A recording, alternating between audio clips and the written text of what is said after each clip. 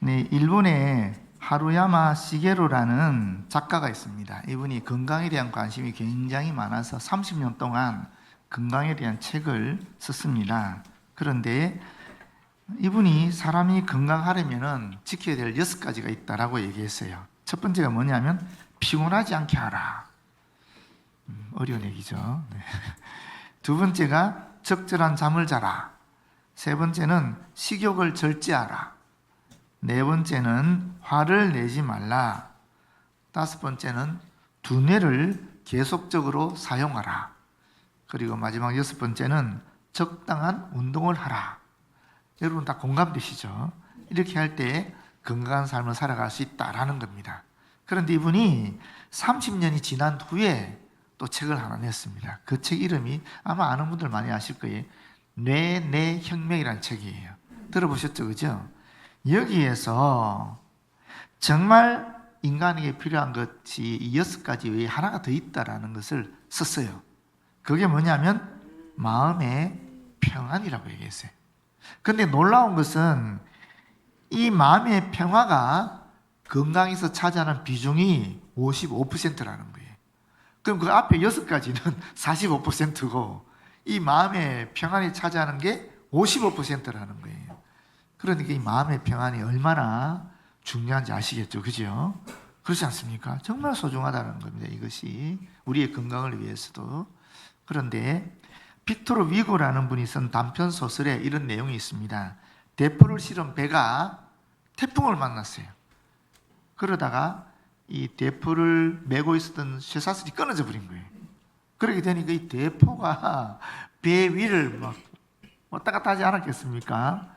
그래서 선원들이 그걸 잡으려고 매려고 다시 하는데 안 되는 거예요, 이게. 그런데 선원들이 대포를 매는 거는 고사하고 이 대포 때문에 죽음의 공포를 느끼는 거죠. 이 대포가 왔다 갔다 하니까 그때 이 선원들이 느낀 것이 있다라고 합니다. 그게 뭐냐면은 우리를 진정으로 위험에 빠뜨리는 것은 배 바깥에 있는 이 풍랑이 아니고 이 배 안에 있는 이 대포구나 하는 것을 깨달았다라는 겁니다. 사실 우리가 이 땅을 살아가다 보면은 정말 우리를 당황스럽게 하는 것이 많이 있지 않습니까? 그런데 사실 그게 외부의 문제가 아니라는 거예요. 내부의 문제라는 겁니다.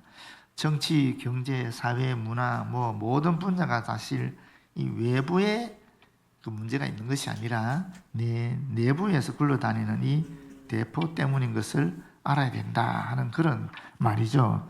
우리 오늘 장로님도 기도하셨지만 지난 주간에 굉장히 큰 사건이 있었지요. 어떤 분들은 신나고 즐거워했을 것이고 어떤 분들은 낙심하고 절망에 빠졌을 것입니다. 그런데 여러분 우리가 기도했잖아요. 그렇지 않습니까? 하나님께서 이 나라를 통치해 달라고, 하나님께서 하나님의 사랑과 자유, 하나님의 정의와 평등이 이루어지는 평화의 나라가 이 땅이 되도록 해달라고, 하나님께서 참으로 이 나라를 이끌어 주셔서 그야말로 주의 복음을 마음대로 전하고 심지어 전 세계를 향하여 주의 복음을 전할 수 있는 그런 나라가 되게 해달라고 기도하셨잖아요. 기도의 결과가 지난 주간에 이루어졌다고 볼 수 있는 거죠. 그러나 또 우리의 기도는 계속적으로 이어지고 있지 않겠습니까? 과정 중에 있는 겁니다. 그렇기 때문에 이 사건을 가지고 절망하거나 낙심하거나 또는 너무 기뻐하고 즐거워하거나 그럴 필요가 없는 거죠. 중요한 것은 뭐겠습니까? 우리가 주님께 드린 기도는 반드시 응답될 것이니까 어떠한 과정을 거치든지 간에 하나님의 사랑과 자유, 하나님의 정의와 평등이 이루어지는 그런 이 평화의 나라가 이 땅에 이룩할 것이고, 동시에 우리는 주의 복음을 마음껏 전하면서 또 주님께 영광을 돌리는 그런 나라가 될 것이다 하는 그런 확신을 가지고 계속적으로 기도해야 될 줄로 믿습니다. 그런 마음의 안정, 그런 마음의 평안, 이런 것이 있을 때 우리는 주님께서 맡겨주신 이런 위대한 일들을 사실은 감당할 수 있다는 것입니다. 오늘 제목을 보시면 여호와 샬롬입니다. 평강의 하나님, 하나님은 평강이시다 하는 것입니다. 그런데 우리가 일반적으로 알고 있는 이 여호와 샬롬이라는 말이 어디서 나왔는가 잘 모르는 경우가 많이 있는데, 오늘 본문을 통해서 정확하게 이 말이 어디서 나왔는지, 어떤 상황에서 고백이 되었는지 알 수 있습니다. 그러면서 동시에 우리도 이 여호와 샬롬이 우리의 마음속에, 우리의 가정 속에 또 우리 교회 속에 또 우리가 일하는 일터 속에 이 나라 이 민족 속에 전 세계 인류에게 임하기를 기대하는 것입니다. 그래서 오늘 이 말씀을 함께 나누고자 합니다. 사실 이 앞부분에 있는 말씀은 딱 작년 이맘때쯤 기도원의 부흥이라는 제목을 함께 나눴습니다만은 오늘은 또 다른 맥락에서 여호와 샬롬이라는 평강이라는 주제하에 이 말씀을 함께 나누도록 하겠습니다. 하나님이 기도원을 찾아오셨습니다. 오늘 본문을 통해서 보게 되면 기도원과 하나님과의 5번의 대화가 주고받는 대화가 기록이 되어 있는데 처음에 하나님 찾아오셨을 때 기도원은 무엇을 하고 있었습니까? 포도주 틀에서 추수를 하고 있었습니다. 밀을 추수하고 있었습니다. 원래 밀을 추수할 때 어떻게 해야 됩니까? 마당에 깔아놓고 해야 되는 거죠. 그런데 포도주 틀은 일반적으로 집 안에 있는 겁니다.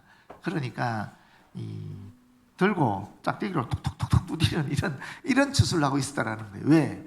그 당시 이스라엘은 미디안 족속, 이방 민족으로부터 속박을 받고 있었기 때문에 혹 추수를 하게 되면 이 미디안 족속들이 와서 다 빼앗을까 싶어서 겁이 나서 조심스럽게 조금씩 그렇게 추수하는 모습을 보여주고 있는 겁니다. 그런데 그때 하나님이 기도원을 찾아오셔서 하신 말씀이 뭐냐면은 보십시오. 12절에 큰 용사여 여호와께서 너와 함께 계시도다 이렇게 말하는 겁니다. 큰 용사여, 강한 용사여, 위대한 용사여, 내가 너와 함께 한다.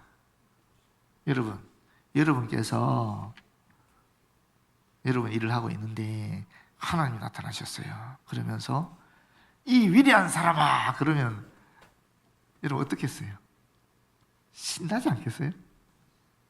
정말 감격스럽지 않겠어요? 하나님이 나타나셨어요. 하나님이 말씀하시는 거예요. 이 위대한 사람아 내가 너와 함께 끝내주는 거죠. 그렇지 않습니까? 우리 얼마나 감격스러워하면서 주님 앞에 영광을 돌리겠어요. 그런데 기도는 어떻게 했습니까? 화냈어요. 분노했습니다. 왜 그렇습니까? 오 나의 주여 여호와께서 우리와 함께 계시면 어찌하여 이 모든 일이 우리 일어났나이까. 지금 기도한 보십시오. 큰 용사 웃기고 있네. 나와 함께 한다고 천만의 말씀. 지금 내가 이 꼬라지를 보라는 거예요. 마당에서 추수도 못하고 숨어가지고 짝대기 하나 들고 톡톡톡 두드리는 이 추수하고 있는 나를 향하여 하나님 함께 하신다고? 내가 위대한 용사라고? 말도 안 되는 소리 하지 마십시오 하고 분노하는 겁니다.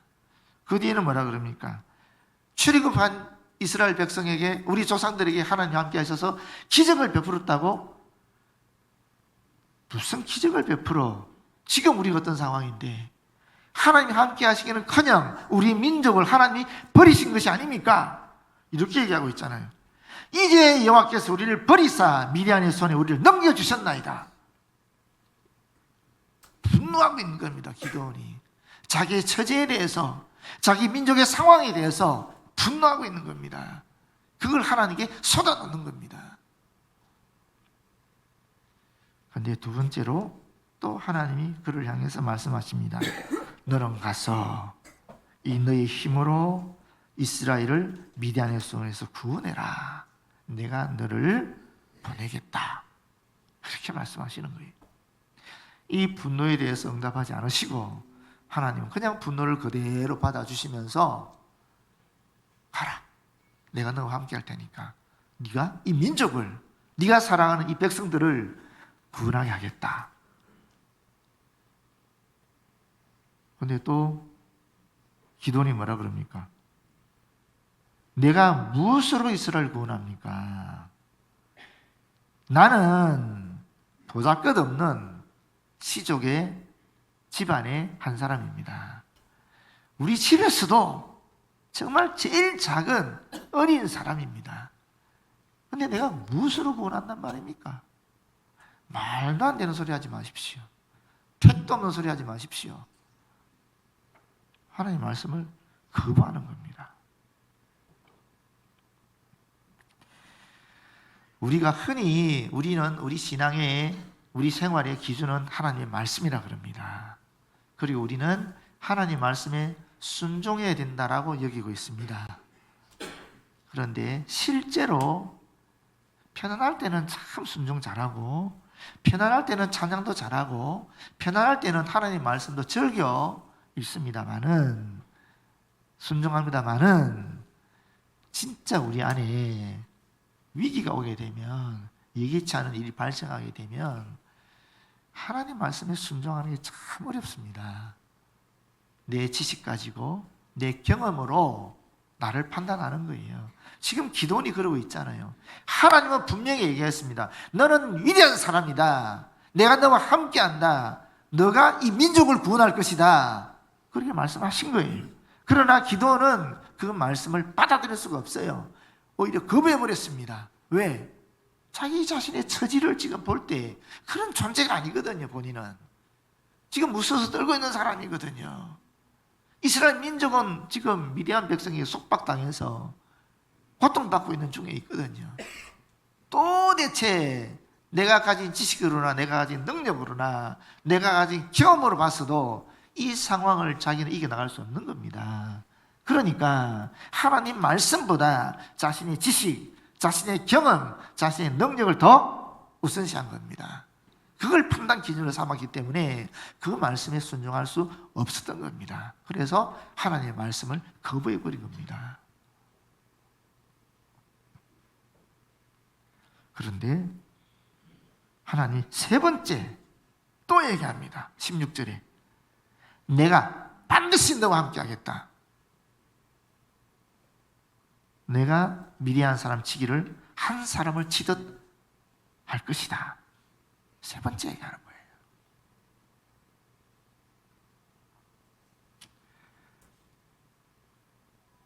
여기서 저는 두 가지를 생각하게 돼요.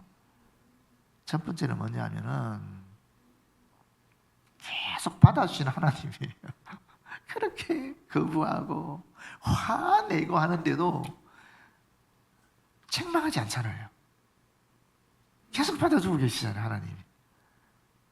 꼭 애가 투정할 때 달리듯이 받아주시고 또 받아주시고 또 받아주시는 거예요. 그리고 두 번째 여기서 되게 중요한 말이 있어요. 여러분, 위대한 사람이 어떤 사람인가? 강한 사람이 어떤 사람인가? 여기서 발견할 수 있어요. 강한 용사여 내가 너와 함께한다 라고 얘기했거든요. 여기서도 그랬습니다. 내가 반드시 너와 함께하겠다. 내가 미리한 사람을 치기를 한 사람 치듯 하겠다. 누가 강한 사람입니까? 어떤 사람이 위대한 사람입니까? 하나님이 함께하는 사람이라는 거예요. 분명히 얘기하고 있는 겁니다. 본인 스스로는 나는 약한 사람입니다. 나는 돈도 없어요. 나는 권력도 없어요. 나는 명예도 없어요. 나는 인맥도 없어요. 나는 지식도 없어요. 나는 남들을 이끌 만한 그런 통솔력, 리더십 같은 것도 없어요.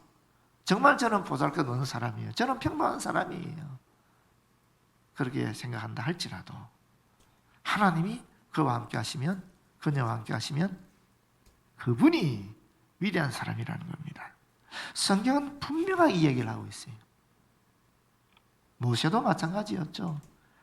모세 광야에서 양치는 목동이었습니다. 힘 다 빠지고 늙은 목동이었습니다. 그때 하나님이 그를 부르시잖아요. 하나님이 그와 함께 하시니까 위대한 일을 하잖아요. 다윗 마찬가지 아니었습니까? 다윗은 사무엘이 그 집안에 찾아갔을 때에 데려오지도 않았어요. 아버지가 형들 쫙 다 보여주면서 사무엘에게 다윗은 데려오지도 않았습니다. 그만큼 집안에서는 막내로 사실은 무시당한 아이였어요. 그런데 하나님이 그와 함께 하시니까 위대한 사람이 되는 겁니다. 누가 강한 사람인가? 누가 위대한 사람인가? 하나님이 함께하는 그 사람이 위대한 사람이라는 겁니다. 강한 사람이라는 겁니다. 그러니까 또 이 기도원이 그냥 그대로 이만큼 했으면 받아들이면 좋은데 안 받아들입니다. 또 뭐라 그럽니까?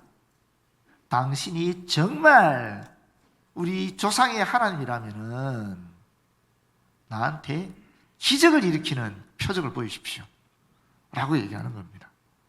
야, 이런 거 보면 원래 우리가 갖고 있는 기도원에 대한 이미지는 어떤 이미지입니까? 기도원은 연약하고 소심하고 겁이 많은 사람이잖아요. 근데 제가 볼 때는 안 그런 것 같아요. 제가 그 작년에만 해도 그런 줄 알았는데 오늘 설교 준비하면서 야, 이 사람 대단한 사람이다. 진짜 담대한 사람이다. 어떻게 하나님 앞에서 분노를 표출하고 따지고 또 심지어 진짜 하나님인지 아닌지 안 보자고 이렇게 얘기할 수 있습니까?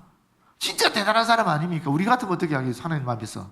하나님 나타나시면 사실 벌벌 떨 수밖에 없죠. 아니면 감격해 하든지. 안 그렇습니까? 근데 안 그래요. 기도는 분노를 그대로 드러내는 겁니다. 어떻게 하나님이 그럴 수 있냐고. 우리 민족의 하나님이신데, 출애굽한 하나님이신데, 우리가 주님을 섬기고 있는데 어떻게 우리 민족을 이렇게 방치할 수 있냐고. 어떻게 이런 이방 민족한테 박해를 받게 하냐고. 억압받게 하냐고. 하나님 도대체 뭐냐고. 뭐 이렇게 막 대들잖아요. 그 대들은 결정적인 것이 여기 나오는 겁니다. 진짜 당신이 하나님이면은 기적을 베풀어 보라고. 대단하지 않습니까, 여러분? 야곱이 야복강가에서 하나님과 실험하는 모습이 보이잖아요. 그렇지 않습니까? 그러면서 이스라엘 이름을 받게 되는데 기도원도 지금 똑같은 일을 하는 겁니다. 지금 하나님과 실험하는 거예요. 진짜 하나님이, 내 조상의 하나님이 나의 하나님이십니까? 하나님 그런 지금 실험을 하고 있는 과정이 지금 이렇게 표현되어 있는 겁니다. 그때 하나님께서 말씀하기 전에 18절에 보면 그것도 하나님이 직접 보여주는 표적도 아니에요, 보니까. 그죠? 자기가 기적을 행할 걸 가져올 테니까 그거 꼭 기적을 행하라는 거예요. 그거 갖고 진짜 대단히 참 과학적인 사람인가 봐요. 자기 눈앞에서 내가 가져온 것이 실제로 이루어져야 되니까. 내가 다시 주께 와서 그것을 주 앞에 들기까지 이곳을 떠나지 마십시오. 대단하죠?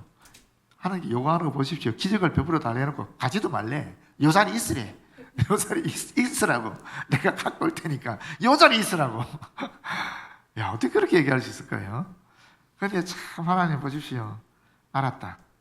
내가 너 돌아올 때까지 여기 있을게. 걱정하지 말고 갔다 와라. 야, 멋지지 않습니까, 우리 하나님?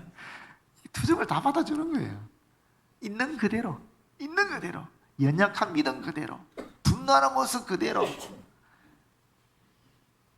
말씀을 거부하는 모습 그대로, 넘어진 모습 그대로, 그대로 받아주시는 거예요. 그대로. 책망도 하지 않으시고, 야단치지도 않으시고, 그냥 내 있는 모습 그대로 받아주시는 거예요. 그러면서 네가 돌아설 때까지 언제까지든지 나는 여기 있을게. 돌아서기만 해. 나를 바라보기만 해. 이렇게 말씀하고 있는 겁니다. 그래서 기도원이 가서 염소 새끼 하나 잡고 또 가루 한 에바. 가루랑 여기서 말하는 가루는 밀을 곱게 갈아서 만든 밀가루를 말하는 겁니다. 가루 한 에바라 그러는데 한 에바가 어느 정도 될 것 같아요, 여러분? 한 에바는 22.7리터입니다. 12대나 되는 거고요. 이걸 킬로그램으로 따지면은 이게 9.6kg이에요. 그럼 거의 10kg이잖아요. 적은 양이 아니지 않습니까? 염소 새끼 한 마리에다가 밀가루 10kg 정도 되는 걸 가지고 떡을 만드는 겁니다. 무교병을 만들었으니까. 이건 한 사람에 대한 식사가 아니죠. 그렇지 않습니까? 하나님께 예물로 드리는 거죠. 그러니까 엄청나게 많은 양을 가져온 겁니다. 그런데 여러분, 지금 기도원이 어떤 상황이 있습니까? 지금 먹을 게 없어요. 다 뺏겼어요. 숨어서 밀가루 지금 겨우 타작하고 있는 거예요. 그런데 이렇게 많은 밀가루를 가져와서 떡을 만들고 또 염소 새끼 잡아가지고 바친다. 이건 엄청난 자기 나름의 희생을 하는 겁니다. 정성을 드리는 겁니다. 하나님 앞에. 그런 정성을 드린 겁니다. 그때 하나님께서 뭐라 그럽니까? 그거를 이 바위 위에 놓아라 그래요. 아마 평평한 바위였겠죠. 그래서 염소 새끼 고기, 그 다음에 10kg 되는 그것으로 만드는 그 무교병, 떡들, 그리고 나서 또 국까지 가져와서 바위에 놓는데, 국은 위로 쏟아부으라 그러죠. 여러분, 이 뭔가 연상되는 거 없습니까? 엘리야가 바알 아세라 850명의 선지자로 싸울 때, 그때 어떤 경쟁을 했습니까? 그때 고기 잡아가 재물을 넣고 물을 부었잖아요. 그거 똑같은 얘기죠, 지금. 그렇지 않습니까? 고기와 떡 위에 국을, 물이잖아요. 물을 붓는 거예요. 그때 어떻게 됐어요? 바위에서 불이 올라오는 겁니다. 하나님의 불이라는 거죠. 그러면서 그 위에 있는 예물들을 다 불살라 버리는 거죠. 이게 직역하면 되게 재밌는 말이에요. 이 직역하면은, 그러자 그 불이 그 반석으로부터 올라와서 먹어버렸다, 이렇게 되어 있어요. 불이 예물을 먹어버렸다. 살라진 것인데 먹어버렸다, 이렇게 표현하고 있는데, 하나님이 그 예물을 받아주셨다라는 거죠. 그리고 하나님의 사자는 떠나서 보이지 아니한지라, 그의 눈앞에서 떠났다라는 겁니다. 기드온이 보고 있는 바로 그 앞에서 여호와의 사자가 사라져버렸다라는 거예요. 지금 기드온이 요청했습니다. 하나님, 진짜 하나님이 출애굽한 우리 조상의 하나님, 기적을 베풀었던 그 하나님이시라면 나에게도 기적이라는 표시를 보여주십시오. 그래서 그가 준비한 대로 하니까 하나님이 기적을 보여준 거예요. 그렇지 않습니까? 그럼 어떻게 돼, 이제는 어떻게 됩니까? 드디어, 우와, 하나님, 당신은 살아계시군요. 진짜 하나님이 나와 함께 하시군요. 이제 내가 하나님 말씀대로 나가서 미디안 족속과 싸우겠습니다. 이래야 되잖아요. 그렇지 않습니까? 그래야 되는 거 아닙니까? 그런데 어떻게 얘기해요? 22절에 기드온이 그가 여호와의 사자인 줄 알고 확실히 하나님을 알아차렸다는 거거든요. 그 뒷말이 중요해요. 뭐라 그럽니까? 하나님을 찬양하지 않습니다. 영광 돌리지 않습니다. 감격스럽지 않습니다. 오히려 슬프도소이다. 큰 슬픔을 나타내는 감탄사를 쓰고 있습니다. 여러분, 이게 이해가 됩니까? 왜 지금 기도는 지금 조상의 하나님이 내 하나님이라는 그 기적을 경험하면서 진짜 하나님이시네, 악한 영이 아니네, 다른 존재가 아니네, 우리 민족을 이끌어갔다 하나님이시네, 그런 것을 알아차리면서 이런 슬픔을 표현하고 있냐고요. 여러분, 이해가 됩니까? 그 뒤에 보십시오. 왜 슬퍼했는지가 나옵니다. 주 여호와여, 내가 여호와의 사자를 대면하여 보았나이다. 아니, 대면하여 보았으면 즐겁고 신나는 일이지, 감사한 일이지, 감격스러운 일이지, 왜 지금 슬퍼하고 있습니까?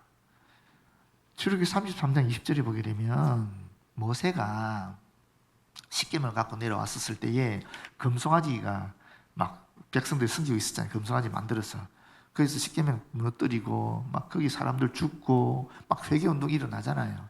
그리고 모세가 회막에 들어가거든요. 회막에 들어가서 모세가 요청하는 게 있어요. 하나님한테. 하나님 얼굴 좀 보여주세요. 그래요. 모세가 진짜 하나님 보고 싶었던가 봐요. 모세는 하나님과 동행했는데도 불구하고 하나님 얼굴을 못 봤거든요. 근데 모세가 하나님 얼굴을 보고 싶은 거예요. 그래서 얼굴 보여달라 그래요. 그때 하나님 하신 말씀이, 너가 내 얼굴을 보지 못해. 나를 보고는, 내 얼굴 보고는 살아있는 사람이 있을 수 없어. 이렇게 얘기한 거예요. 쉽게 말하면 하나님 얼굴 보면 인간은 죽는다라는 거예요. 그게 이스라엘 백성들이 다 갖고 있었던 생각이에요. 그러니까 지금 기드온이 하나님의 얼굴을 봤잖아요. 여호와의 사자와 대면하여 얼굴을 봤잖아요. 그러니까 죽음의 공포 속에 빠져들어가는 겁니다. 죽음의 공포를 느끼는 거예요. 나 이제 죽었구나. 하나님 얼굴을 봤으니까 이제 죽을 수밖에 없겠구나. 그러니까 슬프다라는 거예요. 그전에는 민족의 아픔에 대해서 공감하고 주님께 대들었는데, 이제는 죽음 앞에 직면하게 되니까 민족의 나발이 없는 거죠. 그저 무서운 거예요. 그저 무서운 거예요. 그때 하나님께서 말합니다. 너는 안심하라. 이걸 직역하면 너에게 평강, 이런 뜻입니다. 안심해라. 두려워하지 말라. 죽지 아니하리라. 죽음의 공포에 있던 기도원에게 하나님이 평강을 선언하는 겁니다. 안 죽어. 걱정하지 마. 내가 너와 함께 하잖아. 내가 너에게 평화를 줄게. 평강을 줄게. 얘기하는 거예요. 이 말씀을 듣고 비로소 기도원이 여호와를 위해서 제단을 샀습니다. 그리고 그 제단의 이름이 여호와 샬롬입니다. 여러분, 우리가 이 말씀을 통해서 무엇을 알 수 있겠습니까?